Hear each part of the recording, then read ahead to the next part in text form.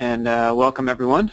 As Eric said, my name is James Berry, and we'll be walking through this webinar, hopefully helping you with improving your process and talking about some of the key issues people come across when implementing a forecasting process at their company, some of the key issues and some ways to solve it. What we're going to look at today is a lot of sort of real-world examples from customers and clients that I've worked with in the past that can hopefully provide some real-world examples of the kinds of issues you may come across when implementing a forecasting process and some strategies for dealing with those issues. So we're going to focus on two key areas here today. We're going to focus on data issues in terms of what data do you have, how do you organize it, how do I take full advantage of the data that I have, and potentially how do I break this data up into different pieces that will allow me to generate the best forecast possible, as well as gather as much business intelligence as part of the process to come up with a true conformed consensus demand forecast going forward. Then the other key issue people come across when setting up a forecasting process is accuracy. How do I generate the best forecast once I have my data set up? You know, are there key things that we can do in order to improve our accuracy? Are there ways that we can deal with outside information, ways that we can do modeling? Are there ways to handle some of our problem children, things like low volume data? You know, do I have a lot of items? What do I do with scale? How do I handle all these things? And so through a couple of real-world examples and some discussion from clients we've worked with, hopefully we can address some of these issues that you may face in your own forecasting process and come up with some solutions from there. As Eric said, as we walk through the webinar today, please feel free to use the GoToWebinar questions section to write out questions, and we'll try to get to those at the end to answer them all at once. So what we're going to do is we're going to start by talking about some data issues that people come across when setting up a forecasting process. And the first example we're going to talk about is what we call the commercial dairy problem. In each of these cases, we're going to actually use real-world examples. So this actually comes from a client that I worked with here in New England that makes dairy products. And one of their biggest problems, and a problem that I see very often, is that they have so much data. They have, in this case, they started with 14 levels of data, all sorts of different things, to break it down by product family, product class. They had customer, they had warehouse, they had region, they had distribution information, and they were basically overwhelmed with data. And at this company, what they were really trying to do is forecast their products. And I think sometimes people lose sight of what's really important in the forecasting process, which is I want to actually just forecast my products. But at the other hand, what they had was they actually had some information that was coming from the corporate office, which is they have budgetary information and they have market size information that they need to take in as part of. And that sort of even compounded the issue of having all of these different levels of information that are coming at them. And they needed to try to set up a forecasting process that was streamlined as well as took advantage of all of this information that they have. And so what we designed at this company was we tried to come up with an approach for this, which is to say, look, we have all of this data. Do we necessarily have to set it up in this big giant hierarchy of information? Maybe we can break this out into different approaches for it. And in their case, they actually came out with two separate processes. There was sort of a sales and financial forecast process that they wanted to work on. And there was actually a production process. This was when we have our actual goods. In their case, it was the finished products they sold, like milk and eggs and yogurt and things like that, that they were really forecasting. And instead of trying to shoehorn all of this into one big giant process and one big giant piece, what they did is they actually broke it into two. And what this allowed them to do is they had a sales process and a production process. And in Forecast Pro, that really separates into two separate projects, the way we refer to these as projects. But it's the same in whatever system you're using. And what this allowed them to do is to take this financial forecast into their sales data, and they were able to generate a forecast that way. So they have financial information, and salespeople wanted to work in dollars, so they had that side, and they had production and people who wanted to work in eaches.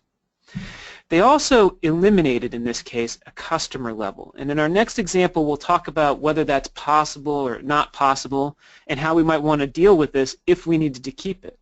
But in the case of this commercial dairy, they were able to eliminate customer as well as their warehouse and sub-region levels, which really narrowed down the focus of their data.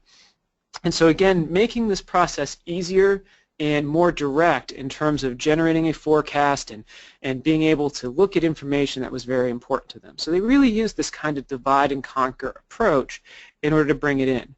And so let me show you an example of what this actually looked like for this customer. So I'm going to go ahead and open up Forecast Pro, and what you'll see here, we've done using some of our sample data an equivalent to what this would look like.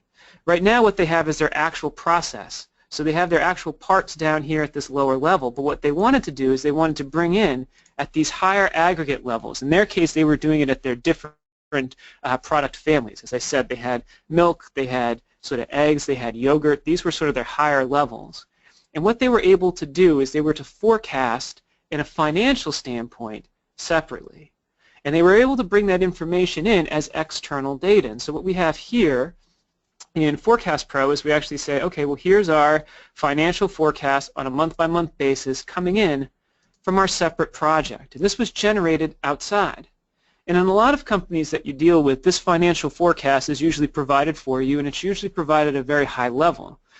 But it allows us to see information in dollars.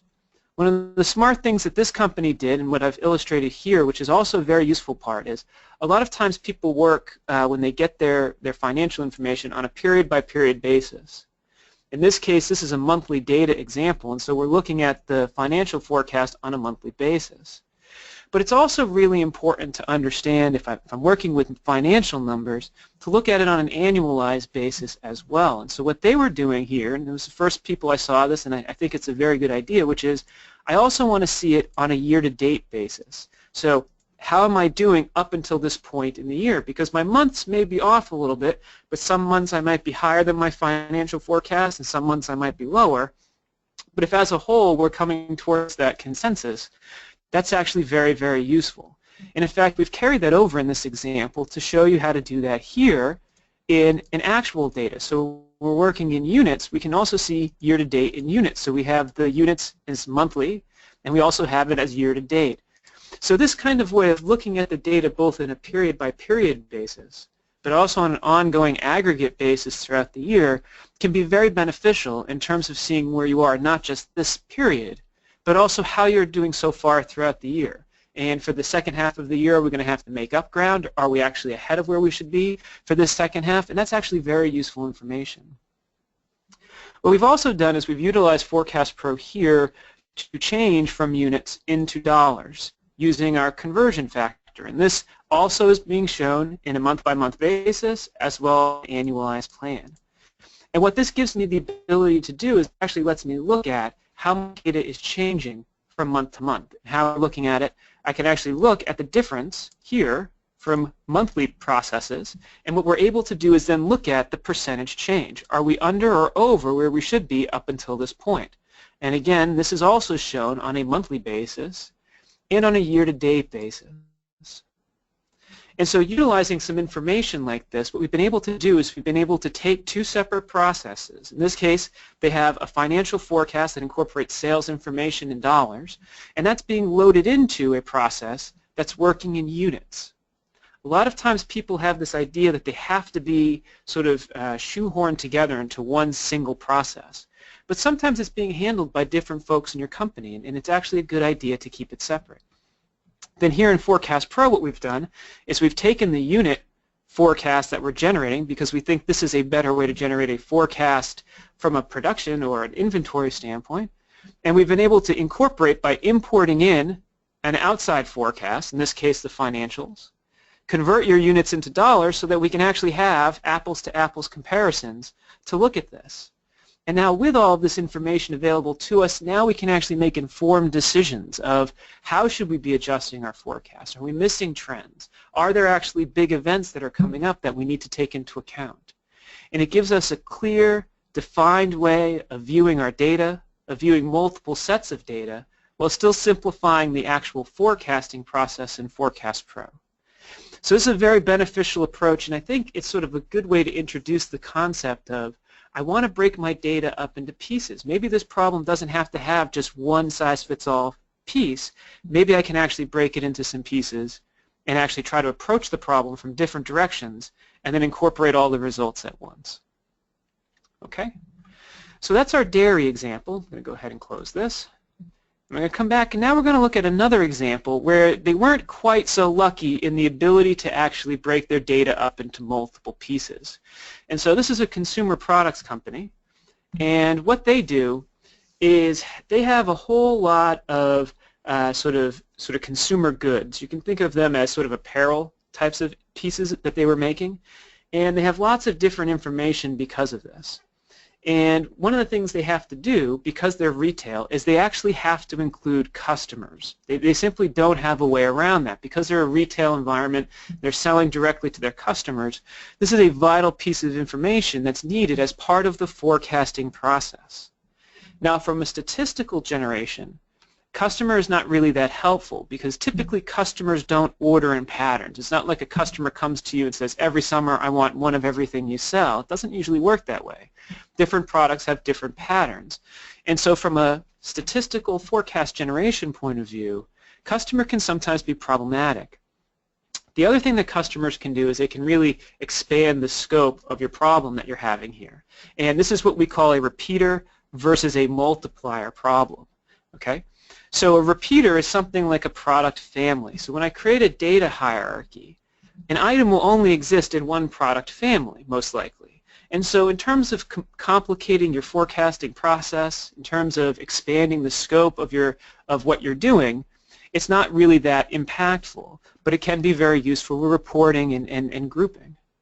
However, we also have what we call a multiplier effect, and customer is a good example of this.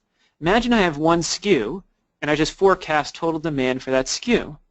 Well, that's a single series that I have to forecast. But if I sell that SKU to 10 different customers, now I have 10 series that I need to forecast, each customer SKU combination. And this adds a lot of complexity to my forecasting, it adds complexity to my process, and potentially it makes forecasting more difficult. Because if I'm breaking down the data in more and more dimensions, as we talked about with the dairy process, it can actually get my data lower and lower, and it can be harder to deal with. But a lot of customers simply don't have the ability to take this information out because they're going to have to report on it, they're going to have to make adjustments off of it. So all of these levels have to be in their hierarchy or in their process. They need to be included.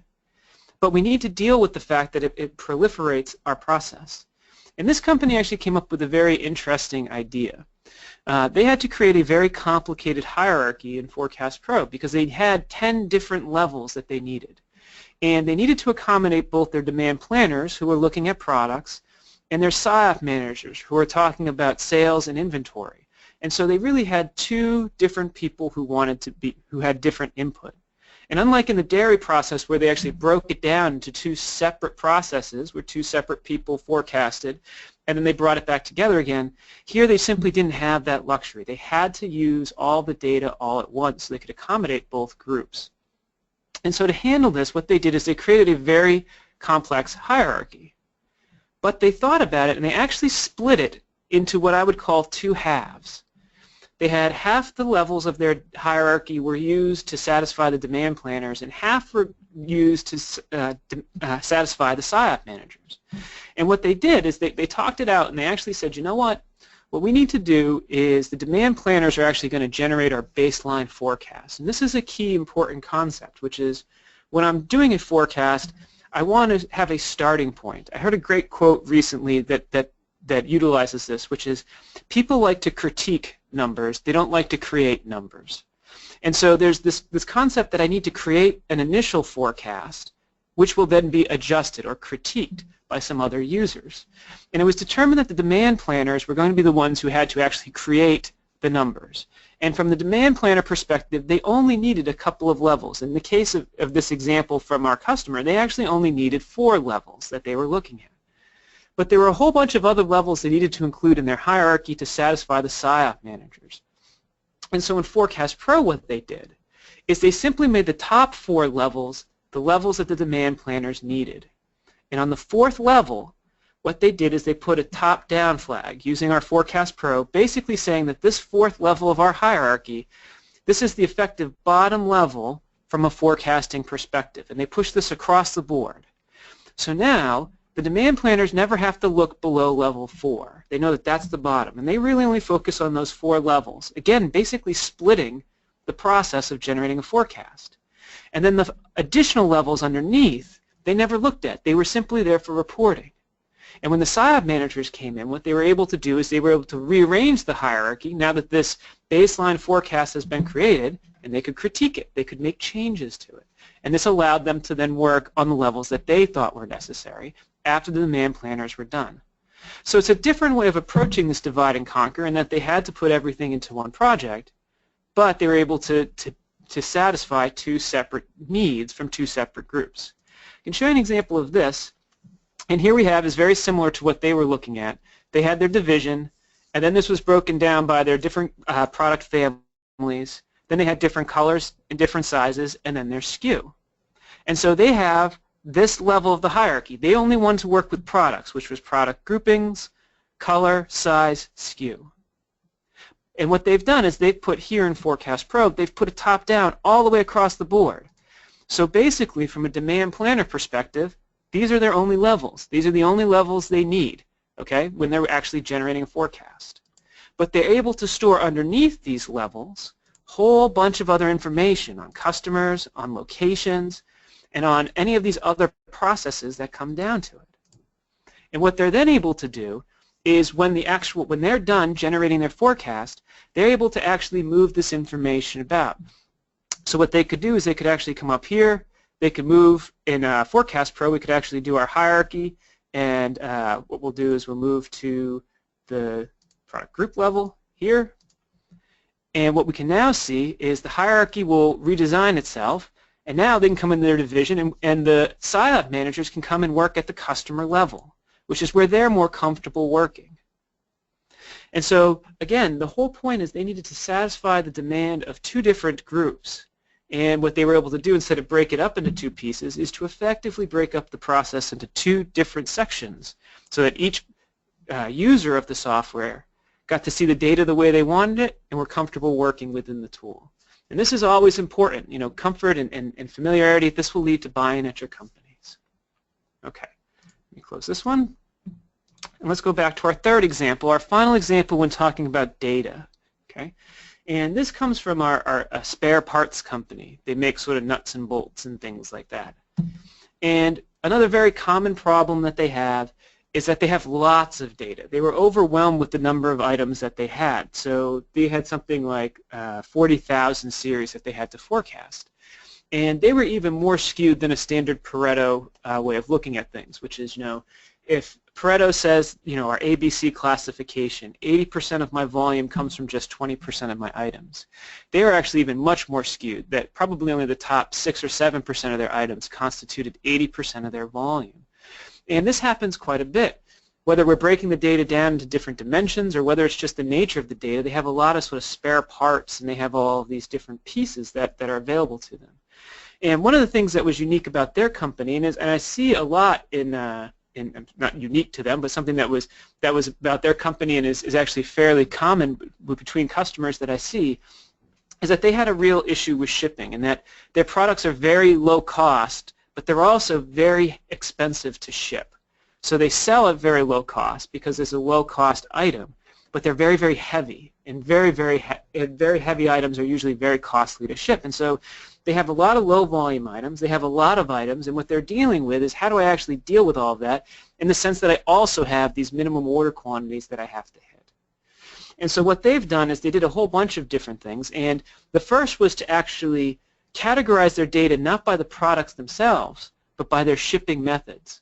I see in a lot of companies, usually what they do is they organize their data based off of sales. So either product categories of their items, or whether it's product families, different sizes, things like that. But a unique way that this company showed me, and I've seen more and more now that I've looked for it, is that they actually will sometimes categorize their data by shipping methods.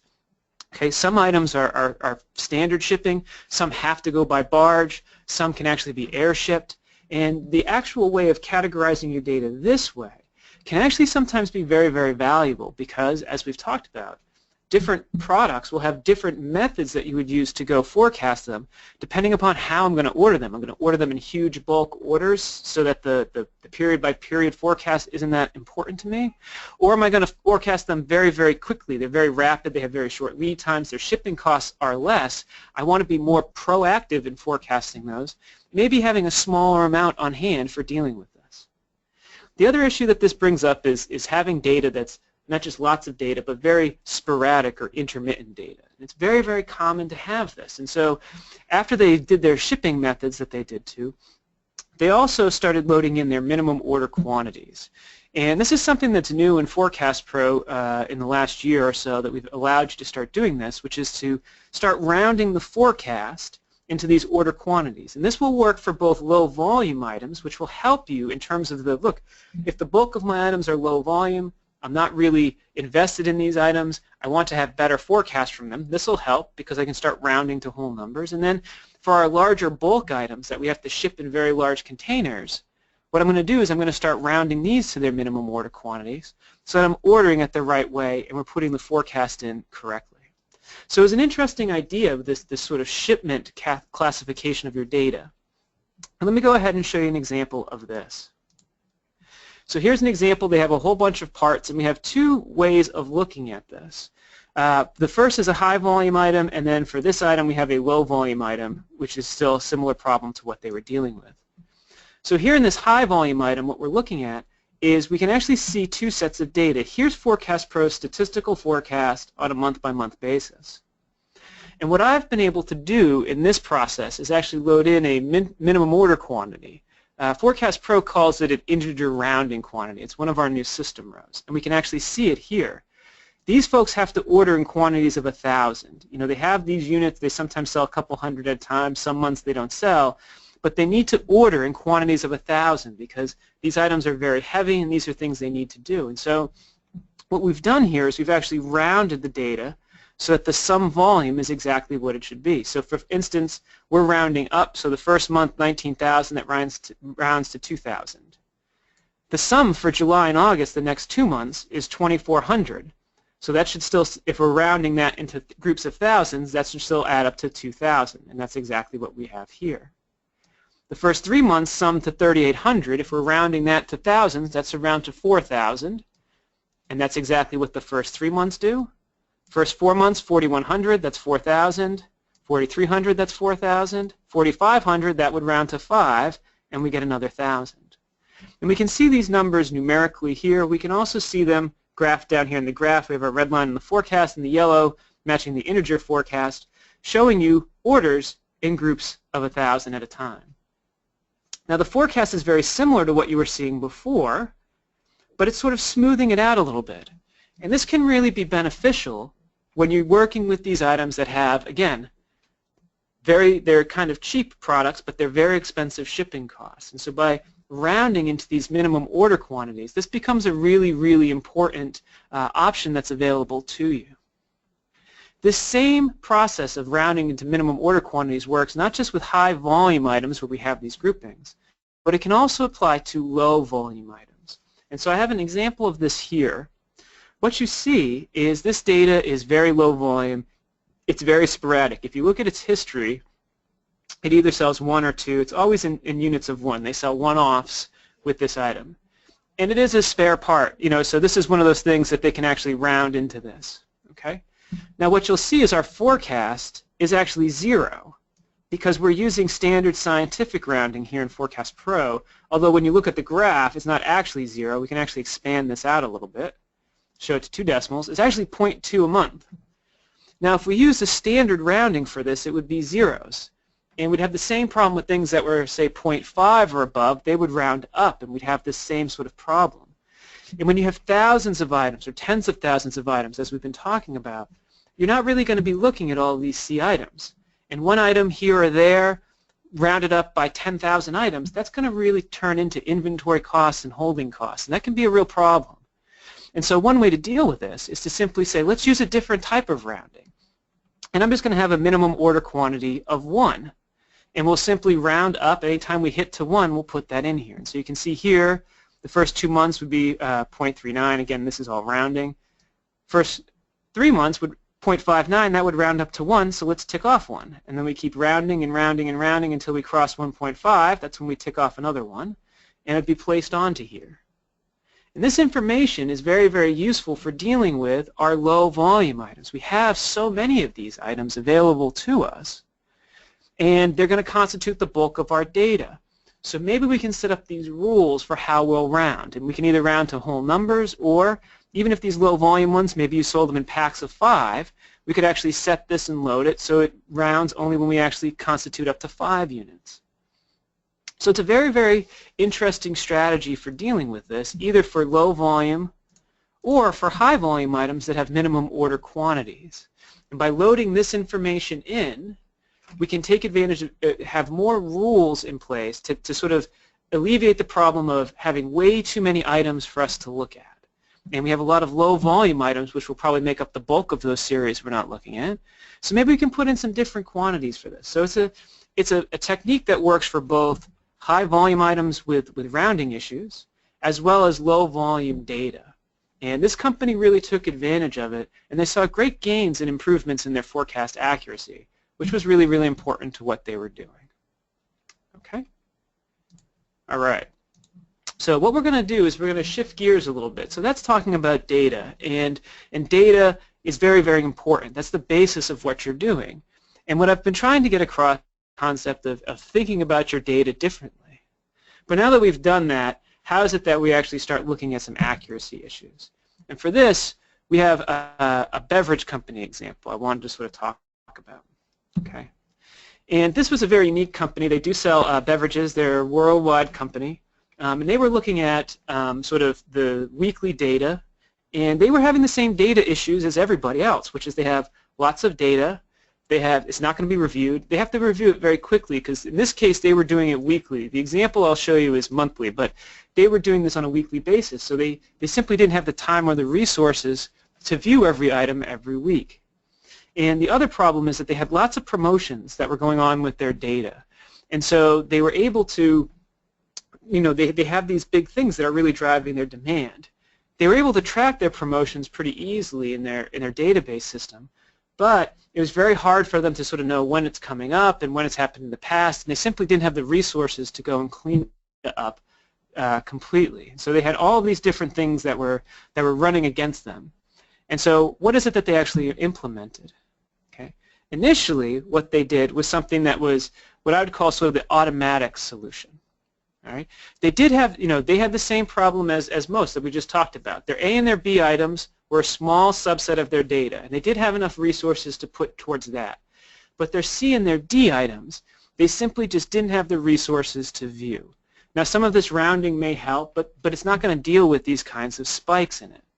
And those of you who have ever talked to me before and know how I feel about sort of events and outliers and cleaning your history, I'm a big fan of spending the time. I think that spending time and effort cleaning your historical data, marking past promotions or events in the past, that's really the biggest bang for your buck in terms of improving forecast accuracy. So you know I'm a big believer in that.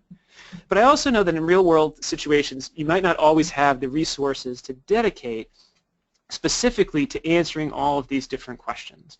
And that's where problems start arising. And so in their initial solution at this company, what they did is they actually evented out for their A and B items. They did have the resources to do that. But what they implemented was a very, very sort of strong policy where they would actually let Forecast Pro, in this case, go through and automatically fix items for their C and D items. Okay, so using their C and D items, they actually said, all right, automatically, we don't have the resources, we're going to let an automatic system go through. But one of the things that I was a very big proponent of is that we actually want to set this very, very high. So in terms of the threshold to be flagged as one of these special points in the history, is what we call an outlier in Forecast Pro. And we didn't want to we didn't want the computer to run too wild. We wanted to be very conservative.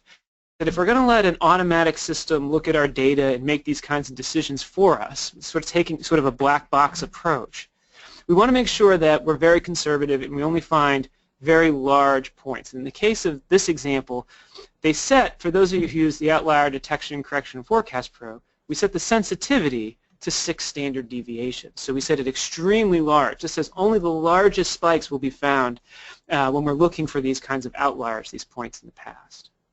So let me show you an example of how they did this. So here's some of their data that's coming in from their different regions, and you can see they have some of these spikes. In Forecast Pro, what we did is we actually went and turned on the outliers, and what we need to do is we set it to detect only. We set the sensitivity very high. Their sample, they set it to 6. For this sample, I'm going to set it just to 5, just to make it a little bit easier for me. But what we did is we just turned it on and we set the standard deviations to 5. And what you'll see is for some of their spikes, this is common with a lot of their data, they basically just have these spikes here or there, and it's causing the forecasts to go up for some of these items. And these are what they're truly trying to get rid of.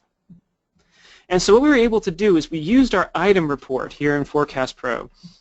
And what we did is we turned on all of our items, and we also included, oops, let me go ahead and show you how this was set up. We also included our ABC classification in here. So I was able to include my ABCs.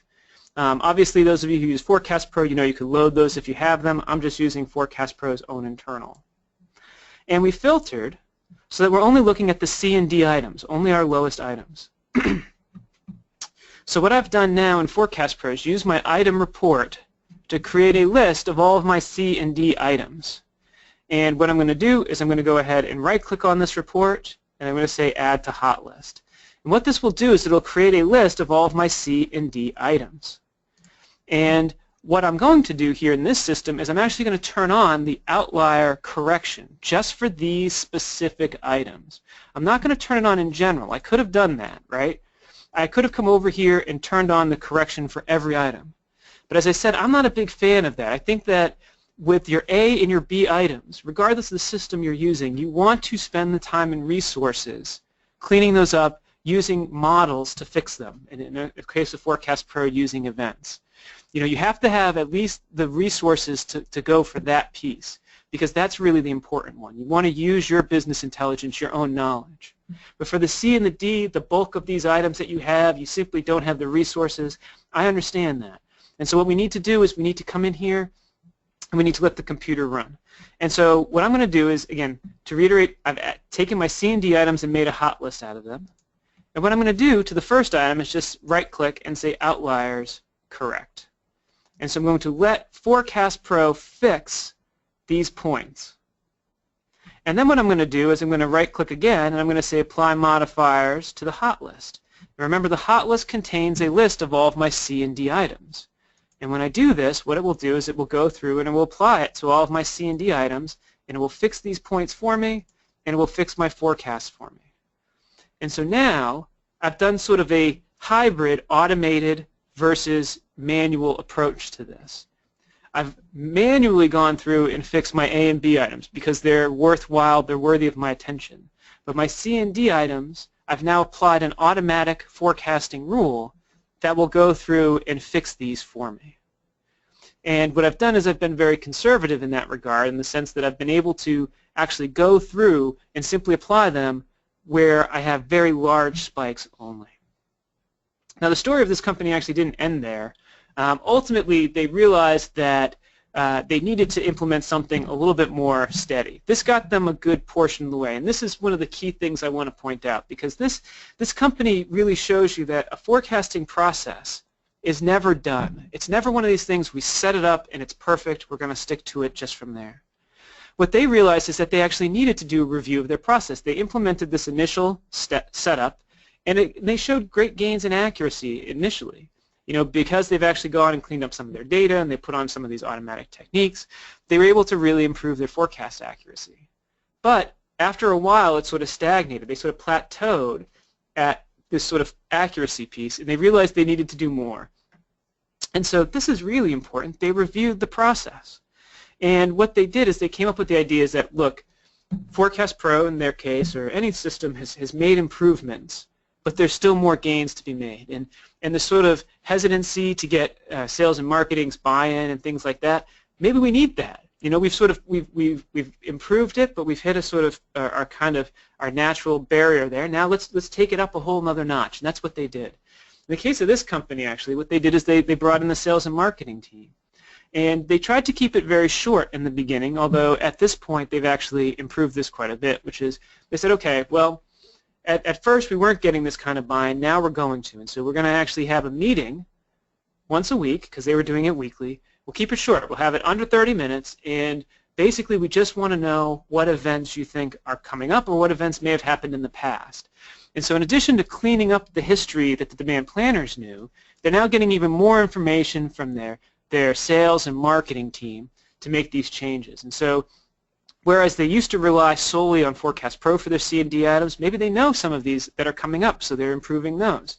Maybe they're finding new things that are coming up with their A items, which has been very good. So they were doing overrides, they were doing more events. And then finally they started tracking accuracy. I'm not going to get too much into accuracy in this webinar. We actually have a great webinar that's available on our website that talks about forecast accuracy. So after we've implemented these kinds of changes, how do we actually start tracking them and things like that. But they started using that as well, but with the same basic idea of we have a very dynamic business. We have a lot of promotions and a lot of things that are driving it. And I hear that all the time from companies. They always talk out and they say, well, we have this kind of unique situation, or we have this special situation, or these special things drive us. And so it happens to all companies where they have these outside influences, these events that have happened in the past. And so when it comes to the biggest bang for your buck in terms of forecast improvement, you want to make sure you're capturing these kinds of things. And I think this example, the reason I really like it is that in their process, they realized that they implemented an initial process, and it worked pretty well, but they knew that they could do better. And so they revised the process. They did a second round, and in fact, they ended up doing a third round. A year later, they did a review. They found where it was working and not working, and they improved it. And so in terms of improving your forecasting process, one of the things that I sort of wanted to pull from this is that it's not something set in stone. It's not, look, we have a meeting or a series of meetings, and we set up our forecasting process, we implement it, and that's it. It's not a sort of static thing. You always want to be looking for ways to improve, and you shouldn't be afraid to actually go through and try to take a look at the process that you have in place now and see where refinements can be made. And they may be wholesale refinements, or they may be small ones, but they can really lead to improvement. I find a lot of people sort of get a process, they write a process document, here's the steps I take, I follow them every month, and that's great, but maybe those can be refined over time to make things work better and to really help improve your forecast. Okay? All right. So with that said, what I want to do is I sort of want to wrap up what we've talked about today. We'll do a little bit of logistics, and then I will take your questions, okay? So in terms of what I've tried to point out, through the examples that we looked at today, what I really wanted to show you is that the process begins with your data. And even if you currently have a process in place or you currently have data, there are ways to really think about it that you may want to consider changing it. A lot of times what I see as issues with the forecast process is that they're trying to satisfy two separate groups of people in the company, whether that's the production and inventory, whether it's the demand planners and finance, whether it's sales and production planners, whatever the case may be. A lot of times the process incorporates multiple sort of divisions within a company. And sometimes the process has been geared to try to make everybody happy. But some things that can happen is that we can actually divide and conquer. We can actually have certain processes that are geared just for those specific people. And in that regard, you can make the most out of your forecasting process. And hopefully, as I said, people have more room to, quote, critique the forecast, where they'll have more information and they'll feed more buy-in into that. Then what you also want to deal with, one of the biggest common issues that people have in their process is just scalability. They have so much data, and that can run into a whole bunch of different ways, right? It could be, how many series am I forecasting? How many levels in my hierarchy do I have? How many, do I have low volume data versus high volume data? And these are real issues that come up at basically all companies. And how do I deal with that? How do I refine that? We may be forecasting it now with some sort of technique, but are there other techniques that I can think about? Whether those include automated processes like we looked at with the minimum order quantities, or by applying these sort of outlier corrections at C and D level items, or is it that I can actually try to break the data up into pieces, as we saw with our hierarchy piece with our retail, where they actually split the hierarchy in two, basically. And they said, okay, well, maybe we need to rearrange this so that our hierarchy has a certain amount of information and not others. And then finally, and this is the biggest one, you know, who's in charge of the process and can we improve it? Right? This is really, really important information to think about because, you know, a lot of times I'll go into companies and they'll have a process defined and they'll be, you know, they'll be up and running and they think, great, it's working, it's perfect.